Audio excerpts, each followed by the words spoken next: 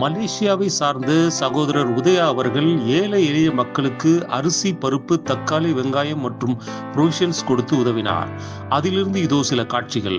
உதயா அண்ணா, நீ அரிசி பருப்பு கொடுத்துக்கு நன்றிண்ணா, ரொம்ப தேங்க்ஸ்ண்ணா. குழந்தைங்களாம் நல்லா வைத்தார சாப்பிடுவாங்க. நன்றியா, நன்றி சாமி. உதயாண்ணா ரொம்ப தேங்க்ஸ். நாங்கள் இவ்வளோ நேரம் நாங்கள் பஸ்ஸில் உட்காந்துருக்கோம். இப்போ நாங்கள் சாப்பாடு செஞ்சு